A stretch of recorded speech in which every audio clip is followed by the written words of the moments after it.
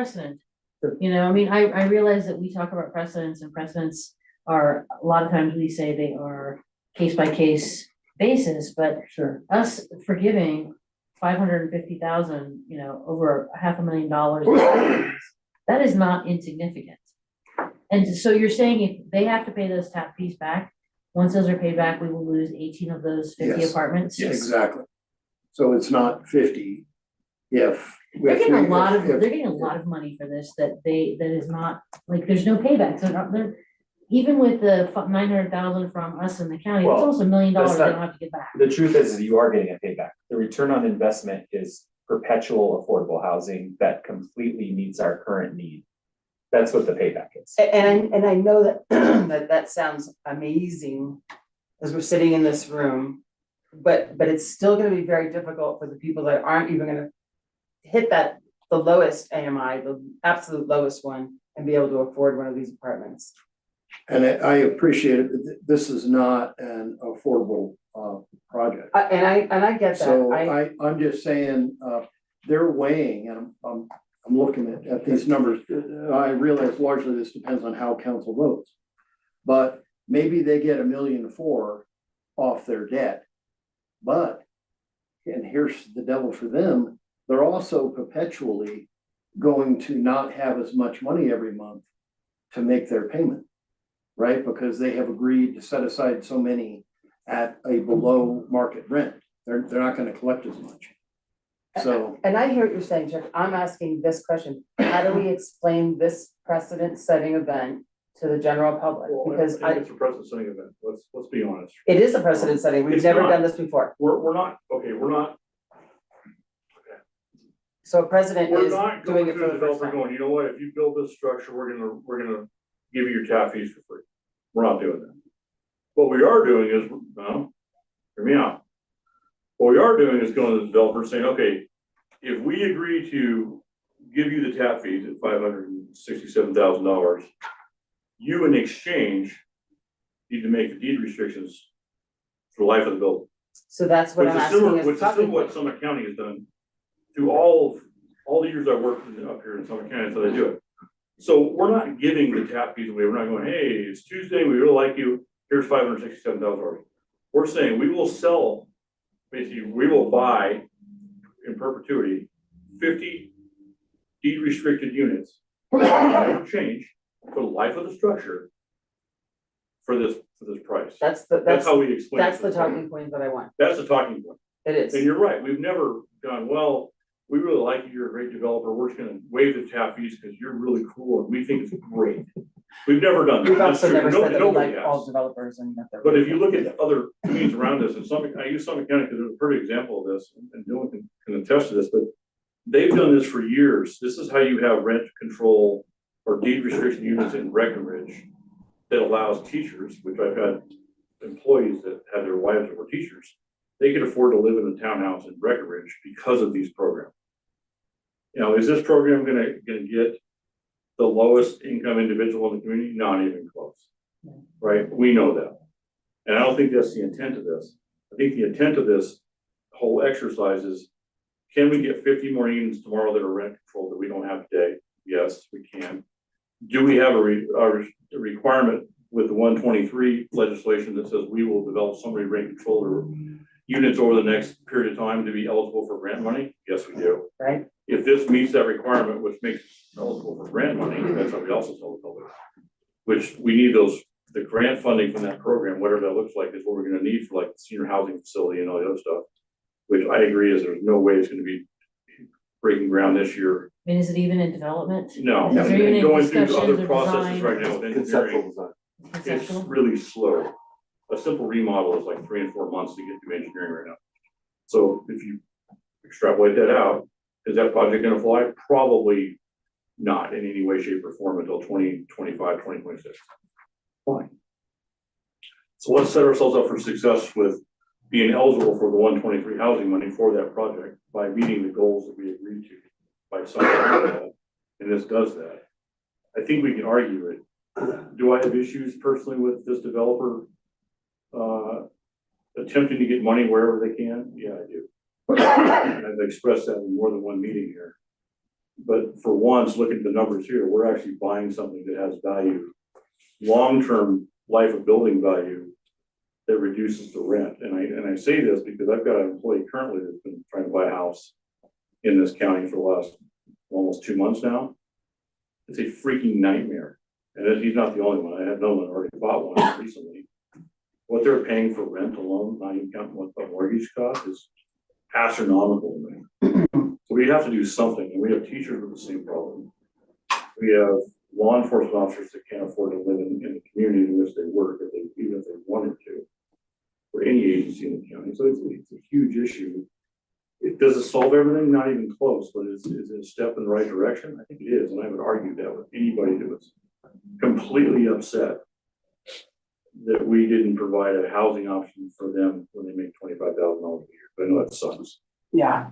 I don't have a solution for that. So I gotta take the wins where we can take the wins and keep working towards the end goal of providing housing for everybody versus sacrificing this just with that one goal in mind. That's kind of wrong. I don't have a problem with the ARPA funds, like if we can't spend them, they go away, so I would rather spend them and utilize them for the community. My concern is more the tap fees. So I think what you just said sounds amazing, and your explanation is perfect. What I think we're gonna have to do as an offset to no matter how council votes, if it's in the positive that we are going to involve and do what John is suggesting, that we have to have some sort of public forum where it's actually the public is able to come and ask questions about why this is happening and why these changes have basically been made and these allotments have been made, or not allotments, but you know what I mean, the switcheroony, whatever is gonna happen.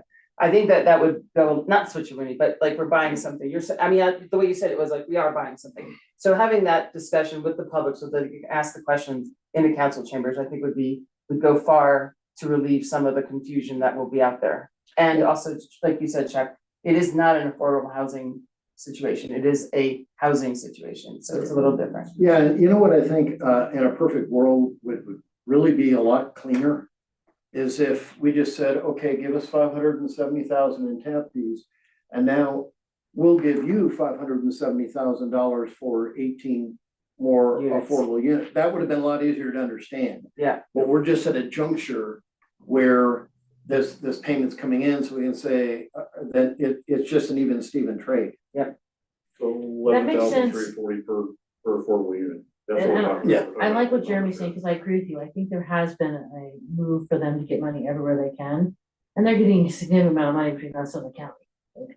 But see But if now, you're getting but- something for it and you feel like it, this would be something that I would have to be a sticker on. I feel like these have to go through our multi-jurisdictional housing authority. Like management of this. we don't have it yet. We're not there yet. So that's the drawback to where we are now. So we're in a position right now, we have to probably make a move on this particular thing. With Oh, no, I mean with the management idea in the later, future yeah. that, I think the management of this could go to that organization when it's formally formed. I think it's a great way to do But it. haven't we already dropped money on that organization? We have Yeah. 225, Well, and that's county and So we're in Grant process, but money. we're not currently there today to go, you're the director of the housing authority. Here's another project. We're not there yet. I think we'll be in the next. I think that'd be we've been working on a potential. We passed our resolution and the other communities except for Georgetown have, and Georgetown's working on it. They're working on top of that. And then we could potentially work on an IGA and have something ready for consideration in the very near future. We were aiming for summertime and it's summertime now almost. So I think we hopefully Next 3 by months maybe? fall, but that's the intention is to have the MJHA manage this. And I think we can do that. Right, by the time this is built, they'll be, no way to say it. Well, and that would be my request for our Yeah. staff moving forward as far as where Idaho Springs Council sits, is that this needs to go through.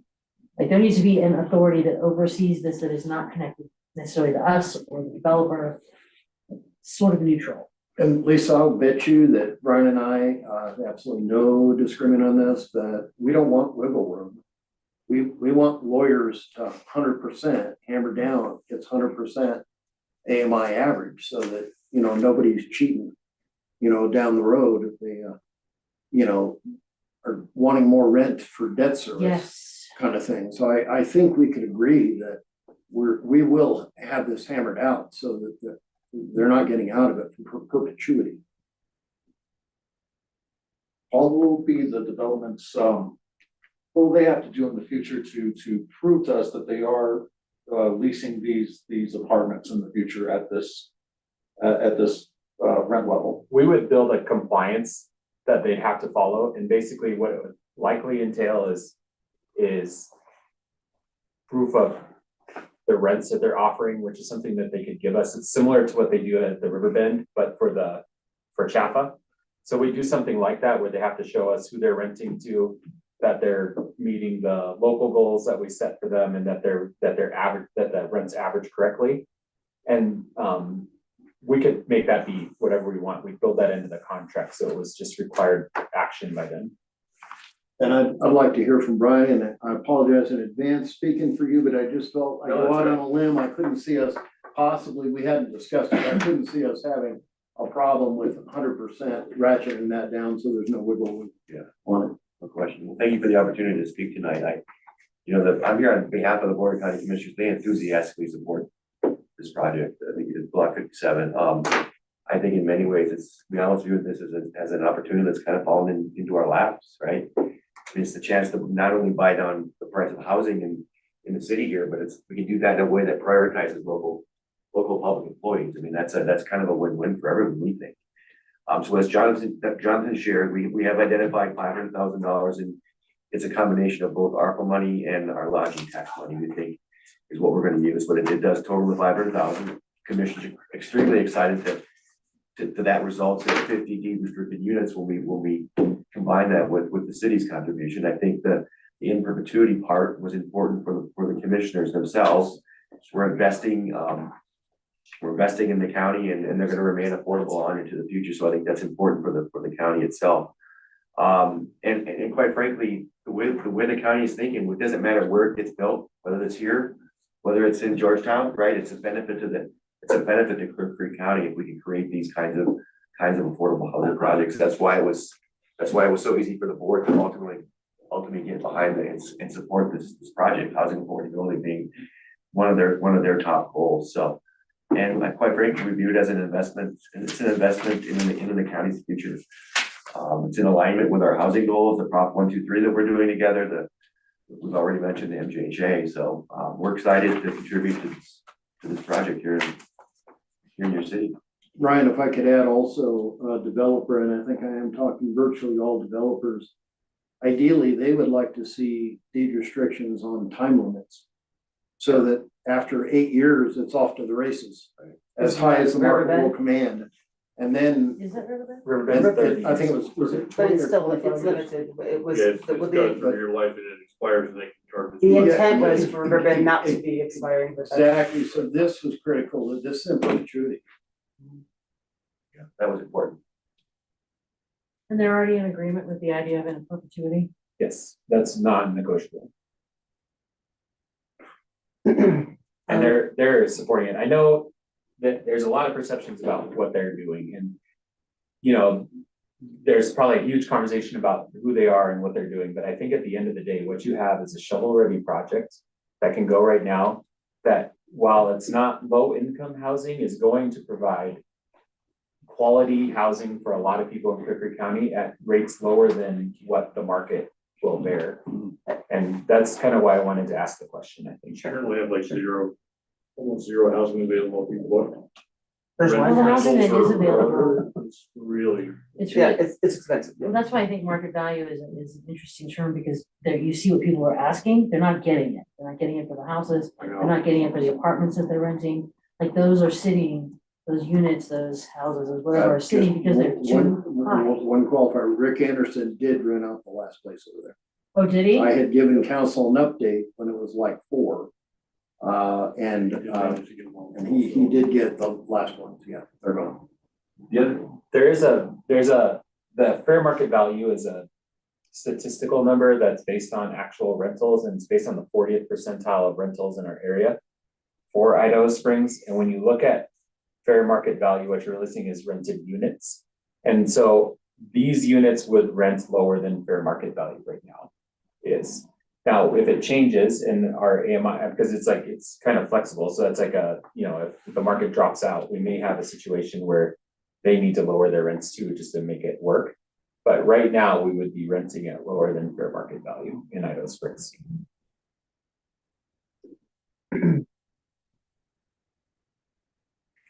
All right, Jonathan, so there were 3 questions that need to be answered. Yeah, the first was the, just this idea of using all of the ARPA dollars, the whole 467,000. I was fine with that. Yeah. It is gonna expire. Okay, Yeah, I don't wanna lose the money, $65,000 is not worth losing. Jeremy? I agree, I think use it all because, yeah, sure. Okay, I happen to feel the same way. okay. The second question was about the tap fees, and it sounds like we're not quite where we want to be on tap fees quite yet, because there's other options too. The other thing that we could do is we could say they're in collateral, and that if, we hold those deed restrictions until such time that they're paid off, but we just need to structure that if we want to do Because that. then the problem is, if they're paid off, then we lose 18 units. Right. So that, the real question is whether council will support trying to keep those units in place. I guess that's the ultimate question. Unfortunately, we're missing 3 council people, and I Yeah. think that makes this conversation a little bit stilted, unfortunately. Jeremy and Chuck were very persuasive. Again, I'm so reluctant to ever give any sort of inch this way. But if we could come up with a way to say it where it doesn't sound like a giveaway and it sounds exactly the way Jeremy said it, so that it is actually us buying these units in, forever, can't say the word, but perpetuity, there you go, got it. I think that will be an easier pill for me to swallow Would personally. council be comfortable with us moving forward with the MOU with the county specifically, so we can kind of keep the funding moving? We've already sort of committed to at least temporarily delaying the the That's tap fees. So maybe we could work forward with that funding number in mind, because it's, for them, all it does is kind of reduce their requirement at the beginning and say, we're either going to structure this so that we determine the payback time and the date, or we might forgive them forever, but we just have a little bit more work. But that way we can continue to build a contract and do the legal work. I would be good with it, and I'm fine with continuing with the county collaboration, Okay, yeah. well then, I think that those are my 3 main points that I just wanted to cover. So, But Jeremy, how do you feel about the tap fee? I think the tap fees, that we talk about is, normally tap fees are designed for developments that are gonna create an impact on your water and sewer system by design, right? I pay tap fees to developer knowing that the city, for example, is gonna have to add additional equipment or personnel and we're not in that situation. We've got capacity in both systems because of the upgrades we're made. So we're not in a position saying, hey, we're gonna defer the tap fees or not charge the tap fees and then eat the cost for the upgrade. So we're literally having a discussion of, do we think it's a reasonable deal, way to say it, for $567,000 to make sure that deed restrictions never expire after the experience with Riverbend that are gonna expire in 30 years.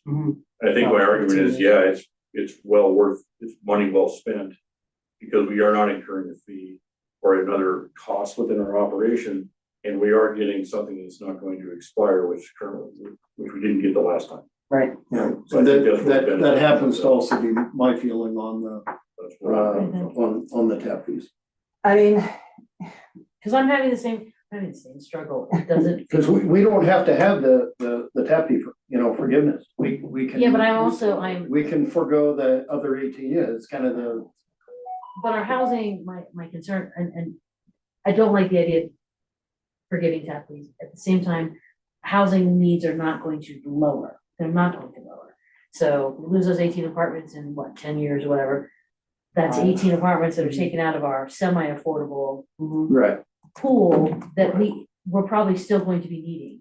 And really, I misspoke. I should not have said forgiveness, because it really isn't. It's still a $30,000 buy-in per unit. So they're basically paying for what the upgrade, I mean, they are sort of paying, I mean, I gotta talk myself into this, is really essentially what I'm You're trying to backing do. in? They are essentially paying by doing a deed restriction as a developer. If I agree to a deed restriction, which means I've got a lower return on investment per unit, they're still paying that $567,000 plus probably a lot more than that if you run out the life of the unit. Right. So they're agreeing by doing this, yes, they get 567 as part of their development. But they take a reduction in what, those 18 units will be rented at a lower rate The money that's coming for in the over the course duration of of that building. And they're depending on 75 that years. to pay off their loans, so they're gonna incur Right. probably interest on top of interest that they normally would have paid off faster because of this, so what we give them is probably way more than what they're gonna pay in the long haul Right. before they pay off their investment. Can you come home and do my checkbook for me? Jonathan, I'm sorry, the third item. The third item is I'd just like to move forward with the MOU with the county to. Oh, Sure. is he all right with that? I am. Okay, Jeremy? All right, makes it unanimous. And Brian, before we move on to the next subject, I want to say a big thank you for coming and sharing with us. And just want to make sure you didn't have anything further. No, this is a wonderful opportunity. Happy to partner and work together. It's gonna be wonderful. Okay, thank you. Thank you so much. Fine. Thanks, Brian. Thank you. So Mayor, we'll bring back at an upcoming work session, a draft agreement for council's consideration. All right, that sounds good. I'll give them Chris. I think I did. If you miss something, I'll catch up when I get caught up on it. All right, I would like to move to our second item, the historical sites and facilities ordinance. Long overdue. I want to thank Phyllis for a very tireless effort for a very long time trying to bring something that we can all agree on. And Jonathan, please take it away on this one. Well, Mayor and Council, as you said, this has been something we've been working on for quite a while. On March 25th, we had a work session about this, and we got the direction to start working on an ordinance for how we might codify sites and facilities to meet some of the goals that were presented to staff at that meeting. This staff report I wrote is a little bit long and it's got a lot of different things, but what I wanted to do was present like kind of the framework in the staff report format so we could bring back an ordinance. I didn't want to like present an ordinance like it's already built. I wanted to make sure we asked these questions about how we formed this organization and what their specific work was.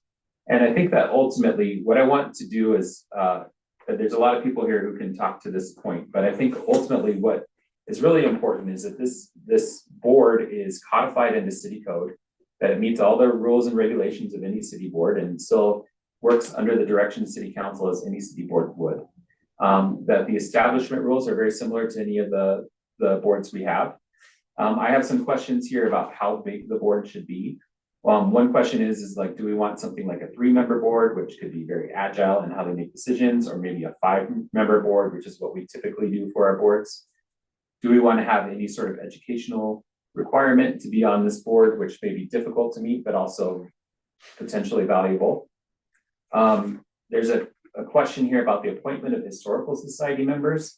Our historical society has been instrumental in protecting and preserving the history of Idaho Springs for a very long time. And so there's been a question about whether or not they should have the option of nominating or kind of appointing a member to this board, or if all of the members should go through an appointment process with council. In terms of scopes of responsibilities and strategic planning, I think this is really the important stuff. I tried to really break out something that I think was in line with the conversation we had. And generally what I have here is the creation of a strategic plan, which is basically a comprehensive plan with a 5-year outlook designed to look at how we preserve, enhance, and sustain these historic sites and facilities. It would include things like restoration and rehabilitation projects, which are bigger projects I'm anticipating where we restore a whole thing. Planned maintenance, which is something like maybe the central hose house is going to need a roof at some point. And when are we going to undertake that work? When are we going to paint? When are we going to do this and that? Site enhancements, which might be things about how we better engage the public about these sites, how we interpret these sites, and how we increase accessibility to them. Funding strategies, I think this is increasingly important in the historical kind of world in Idaho Springs. We have a lot of entities applying for grants now, and not to say that we don't want them to get in the way of the city, but we don't want anybody to get in the way of anybody else. So we do need to do some strategic thinking about how and when different entities apply for grants. So I think that one of the things this group could do in relation to the city projects is kind of like work within that framework and identify when we're going to go for a grant to maybe restore the engine or something like that. I've got compliance and standards here, just making sure that any proposed project and activity within the plan meet historic preservation guidelines. That would include repairs and maintenance and things like that. I've got community engagement. That's something that I think everybody who comes to Idaho Springs or lives here cares about the history of this place.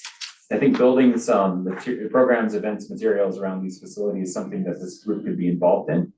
And then sustainability and resilience. There's a lot of things that this is kind of like broad based what I wrote here, but basically what I'm thinking is the West End Host House, for example, has a significant flooding issue just because of the grading on the site. Those are the kinds of things we need to look at, like making sure that there's no water impacting the site, or that we don't need to do something to, protect from the sun on a door or something like that. Oversight of maintenance practices.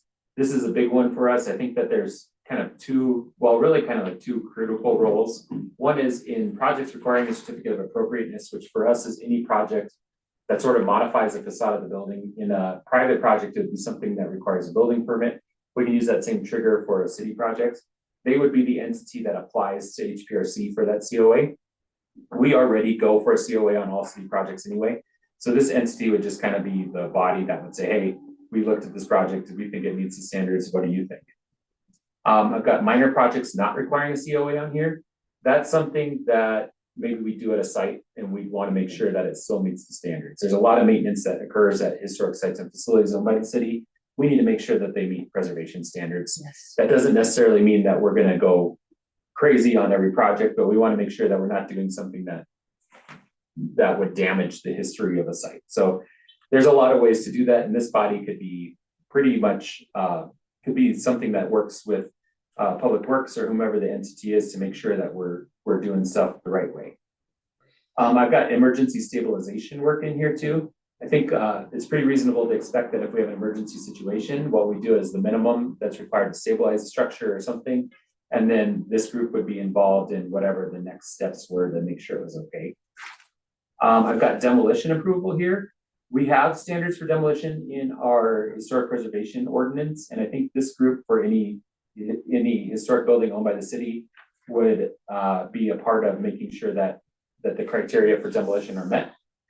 And then guidelines and standards, I think that basically what I mean is that they would just continue to educate themselves and be experts in the city about National Park Service standards, city standards about historic preservation. In terms of governance and oversight, I just think that the best thing would be for this board to work very similar to how all our other boards and commissions work. I don't think we want anything too crazy here. I think it should be, same notifications, same kind of processes, same as much as possible. This is a little bit of a different kind of group because they're not going to be making quasi-judicial decisions, but I still think that we can apply certain criteria that we have in our historic preservation standards to the work they're doing, which I think would be helpful. So in terms of next steps here, I was thinking that if this framework that I presented here is okay, and if there's anything else you guys would like to add, we could put together an ordinance and have a draft ordinance ready for your review on the 13th, which would be our next regularly scheduled meeting. First, I want to say I've talked with you a lot about this. I really appreciate this. This is very thorough. It incorporates a lot of the things where we have seen present challenges. I really like the idea that we're going to look at project review and approval and emergency work, because I think that is where we have, there's not a structured guideline for, oh God, something's falling down, how do we handle it? And I think if we can give that some kind of guardrail, you can't guarantee everything. I think that's going to be really helpful for all the people that have to work to keep our assets going. I want to talk a little bit about the board itself. I think everyone should have to apply for the board like we do with any other board. I think that is the fairest way to do things. I kind of like the idea of a 5-member board. 2 alternates is really optimistic. Having sat on some of the city boards, I don't know if we could scare up 7 people. But I think you and I have chatted about this, about what to do in emergency situations. If we can have some kind of structure where the chair and 2 voting members of the board are able to come to a decision, that might allow for a more immediate decision, because I know your concern is, oh God, will it take too long and then something falls down while we're trying to, get the people together. So if you did the chair and maybe 2 members, that would allow for emergency stabilization. I don't know. I was thinking about this after I read this. So I wanted to ask a couple quick questions. Does anybody disagree with this being an official body and board as No, be codified like our other boards? Everybody all right with that? these are Okay. public assets and we pay for the maintenance of them with public funds, so this should be transparent, this should be open Okay. to the public. Okay, so that part's unanimous. The board, and I fully appreciate what you're saying about five. You know, and I also hear what you're saying about, you know, getting alternates. Can you get, you know, seven Do any of our folks? boards have on there. alternates right now? Kate, you spent 16+ years on various boards. What would you like to see? I agree with the 5-person board. I'd like to have a 5-person county commission with reduced salaries, but that's another story on another day. But because I do think that it's easy to sway one person, and if that, you know, you come in, even though you have the highest level of intelligence when it comes to sites And and facilities. integrity. And integrity, you can be swayed, somebody can sway you. So I think a 5 is a better manageable board. I mean, I hope that we can get people interested in this, but no, it's 100% very important. And I was just trying to figure out ways that we can open up some of these sites and maybe partner with other people or churches that are nearby some of the sites and facilities so that we can have people looking at all the good work that's getting done. Jeremy, what's your feeling on board numbers? I think 5 is appropriate. All right. So my question is, can you get 5? Yeah. Because Always. that's the other drawback. The advantage of the 3-person board is that you don't get yourself in a position down the road where you're, I wish we could get enough people to have a quorum, wish we could get people to function. Yes. Right. So that's the advantage of a 3-person board when it comes to historic preservation especially. So that's kind of, I guess 5 makes sense from a diversity perspective, but 3 makes sense from a, can you fill the board consistently and not go through this? I wish we had Pragmatic. one member, and have a perpetual. I'm leaning to 5 myself. Just tonight's a perfect example. Life happens, people are on vacation. Right. You know, even if you have a 5-member board, I suspect there may be nights when you have 3, Right. right? So Chuck, I have a question, and this relates to what we're talking about, and it's a little bit of a flashback. Council used to be, and Phyllis, you and Rigo, you both will remember this. There was a day when council members were tasked with sitting on some of these boards. I mean, it's basically how I think I got started with the whole city. But like I sat on the fire authority with Jack Morgan, and I sat on the public works with another mayor. We don't do that any longer. Is that just something that you don't think there should be at least one council person on a board like this or on the housing board? Well, I would answer it this way. Yeah, I mean, you could do that. But then you're also weighing in on something that you're eventually going to judge, you know, as a council person. So I'm just telling you, my personal preference is I resigned from HPRC when I was on, when I became a council person. And I will also tell you quite openly, I was not required to do that. Right. So, you know, somebody could be on both. There isn't, you know, like a legal requirement, and I did check. Right. But I was just more comfortable doing it that way. I am on both, and when we do HPRC things, I do step away. Because I don't think I should be presenting something HPRC and then voting on it as a council person, but that's HPRC is planning though, you do have to, if you're on planning, you have to step away from planning if you're on city council. And I was just trying to force some bodies onto some of these boards. That's all. well, and I actually, there's a bit of a carrot. I mean, we would like for everybody to feel appreciated. And some folks frankly might be very passionate about this, but they don't necessarily have like historical preservation credits or training. And I think that the city needs to invest in making that training available to anybody that would like to be on the board. I mean, if they're passionate about it, give them the tools. Right, that's a good point. I'd say the same Sure. with planning too. So, Let's get some. Oh, Phyllis, please. reference the way things used to be, and yes, the council used to be appointed, but they were never appointed to boards and commissions. There was a public works committee, there was a Right, police committee. department committee, That's a good point. and that's what they worked on.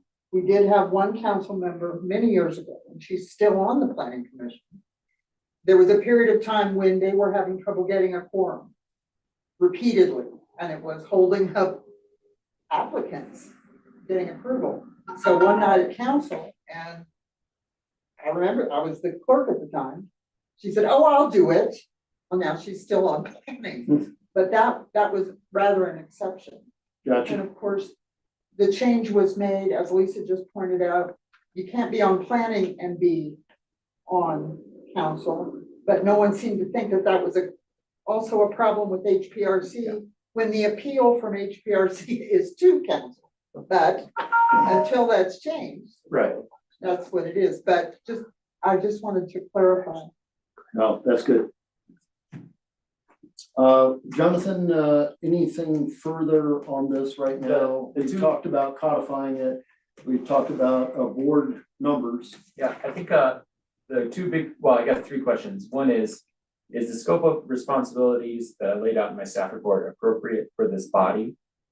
And then member qualifications, should we require some expertise? You know, as you were talking, it also occurs to me that if somebody started out on this body, they might have the training at some point to be on HPRC in a more expert role. So maybe professional expertise is not the number one factor here, because they'll also have staff support, so we can make sure that they have access to the guidance and everything.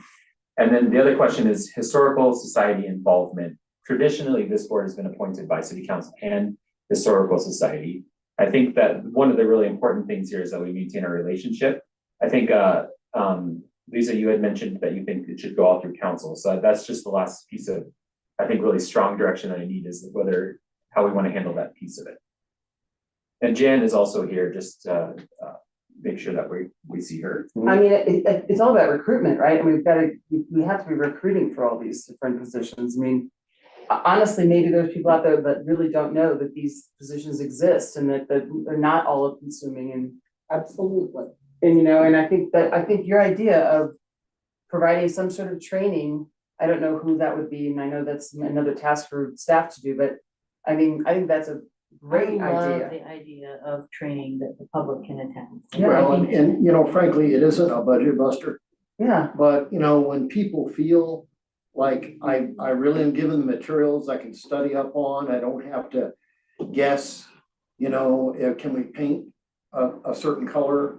Or can we have a non-traditional window? right. You know, I mean, they get to the bottom of it, you know, Right. and they should be empowered. I agree. I would like to say, yes, we should have some educational training, because having been on these commissions, I see the difference that educational training makes. However, I think it's really difficult.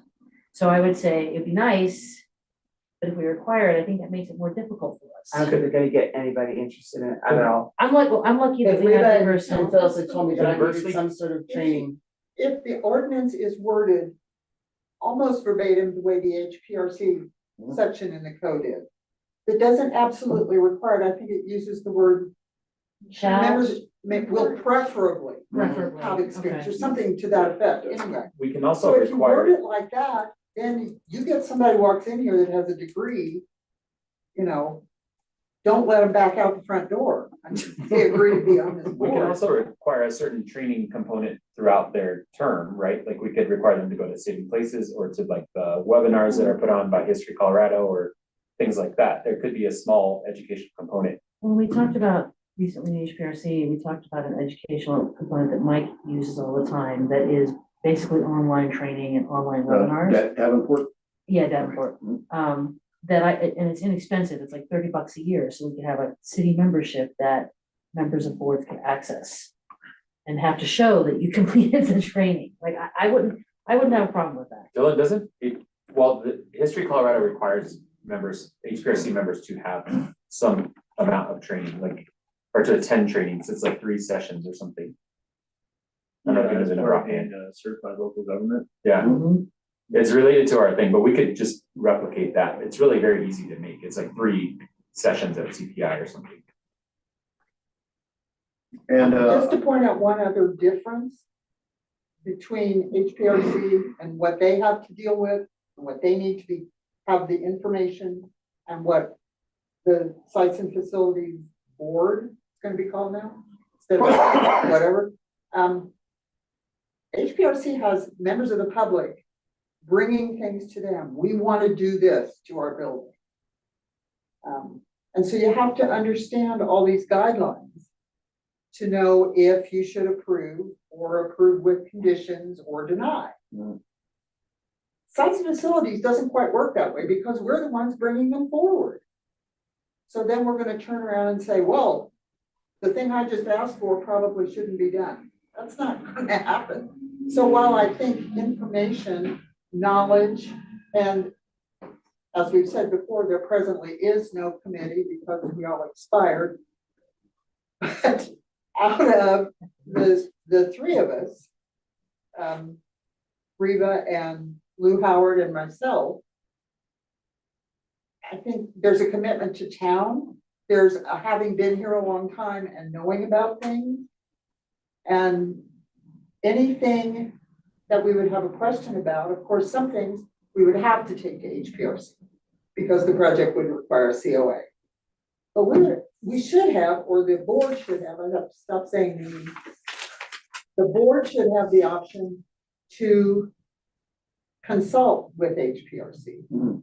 And I think, because I think it's very important for that entity members to have the knowledge. I don't see that it's quite as much of a big deal. I think on minor projects that may not require HPRC, there needs to be a process by which publicly we determine that the work is okay. That's why the minor projects exemption is in there, is just to make sure that we don't do something that significantly alters a historic property. Well, I think if you're gonna appoint someone to sites and facilities, you need to give them a little credit. But they should have the option to say, we're not sure about this, and get on the next agenda for HPRC. Or call Lisa, That's or fair. whatever. That could work too. They could just say that they have there could be a consulting kind of thing work-wise with HPRC to determine that if it I needed. think having the ability for the two, because the project, like the focus of both commissions are very different. But having the ability to work in tandem is actually really important. I think a consulting thing would be a great idea. And Jonathan, we're running short on time. I do want to touch on your last thing you're looking for guidance on, and that is Historical Society. And Jan, I would just humbly suggest that probably there would be some interest naturally, just because people are already wired that way in the Historical Society. I would just go, just assuming that there probably would be some people that would apply from the Historical Society, but I would like your thoughts on it. We would certainly encourage, we would like to have some member off of the Historical Society board on this secondary board, so that we can just keep tabs of what's going on. I mean, it goes without saying, Lou Howard has been absolutely phenomenal. And I would really hate to lose her, she basically has taken the cemetery under her wing and has really done That's why she amazing was work. on sites and facilities. Yeah. Because she was gonna do the cemetery no matter what anyway, Oh, good. so that's why she was originally invited Gotcha. to join. Gotcha. But how does everyone else? I'm gonna go the other way, starting with Jeremy. Well, if you go all the way back, like Farnsworth, for example, when we first started, which is kind of funny, but we as the department were allowed to pick our representative. Ironically, we picked G-Day, that was there at the meeting. I think it's a good model to have this historical society. If it's 5, say 2 members of that get selected by them and appointed by us. Sure. Which gives them that input, right? It gives them that direct input on Ownership. representation. On that, who's gonna come back to them on a regular basis and say, hey, this is what's going on, or this is input. I don't think it's that far off for them to go through that process. I don't know if I'm wrong, but where you guys would say, okay, these are our 2 representatives we want on sites and facilities. And we essentially it's no different than county commission. We're like, okay, this makes sense to us. That's their recommendation. They would like that, and we appoint them to the board. And then the other 3 are just general applicants, for example. Anybody off the street can apply to an open position, but it gives them a little bit more guidance on what we're talking about. We're talking about buildings that have been restored and maintained and been partnerships between multiple agencies over the last 50 years. with a lot of feedback and a lot of input from that organization that I don't want to lose long term. It's kind of my thoughts after being Kate, what do you involved. think? I agree with Jeremy, and I also think it gives the opportunity for sites and facilities to recruit, like those two people, whatever number we agree on, to recruit people, like they're gonna be in the community talking, they're making friends, or like somebody's gonna be interested in this, bring them on. I'm not gonna sit here and tell you who you should be working with. That would not be a position I wanna be in, so. All right, Lisa. I don't think there's anything wrong with the Historical Society, and I say this, somebody that sat on the board, I don't think there's anything wrong with them saying this is who we'd like to see. So I think everybody should go through the same process of coming to council and saying, here's a letter of interest, here's why I'm interested in doing this. Like, yes, you can be nominated by whomever, but you need to actually show us that you're interested and you're going to be an active participant, because this is a board that needs to stay active, be active, and because if we don't, these buildings fall apart. All right. Do you need staff guidance on anything further? Nope, if it's okay with council, I'll bring back a draft ordinance on May 13th for your consideration. Excellent. All right, I want to thank everybody's input. I know there was a lot of work on this. And really it was years overdue. I'm glad we're making progress on this. And Reva, Phyllis, Jan, thank you so much for taking the time to come in as well. All right. And we would never let a building fall apart, we'll just paint it purple. No. All right, it is 7:05. I'd like to take a 5-minute comfort break, and we'll come back and convene a regular session about 7. So I actually am not totally opposed to hot pink. I love hot pink Victorian houses. I'm good. Everything's gonna be safety orange. Safety orange. Good to see you. No, stop that. No, and I definitely want to.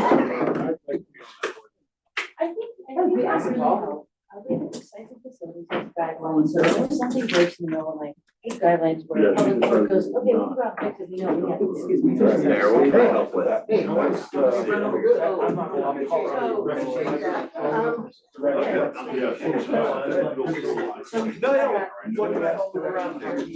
What are these two tables? Oh, Not so okay. much. Maybe I'll just get out. Look here. What are they gonna do? Like, how far, That's I need to know where the washroom is. It actually is in our description. I mean, it's awesome. I would take it, I'm taking it, it's on the books, it's just like, I need to figure out how they're gonna, I mean, I don't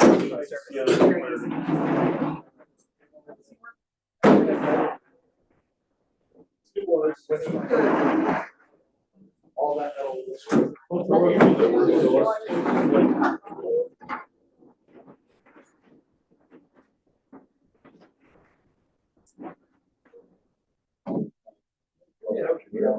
Good. Just wanted to say hi. Hi, my friend. Nice to see you. Hi. I just. You're just happy. No, you always tell me I can't talk. I'm not allowed to speak. You missed when I was on there, I was quite the fire brand. Oh, I believe it. 16 years. Am I gonna hear challenges for somebody for your seat? I should still have money, I didn't have much of a controversy in 16 years. I own one house here. So I know, I own one house. I don't know anything. I'm glad you're here. It's nice to have you guys here, for, for teacher. Plus, we're gonna like, I don't know. It might be. It's out for, how do you, like, instead of being bad, how do we those punitive measures? Sure, like censoring committee members. No, like, somebody comes to us and gets policy. Ah, like a violation of the CO. Yeah, like the one that we had that is for a year and a half. You know what, you usually find daily, I want that, because we don't have any team, and I think it's true for building plans and building regulations as well. But I can only talk about HPRC, because that's where I live. Yeah, I hear you. Like, that needs to be, and my concern is, Hey, Jonathan, in our historical. I just had a text that there wasn't any live feed. And Do you know?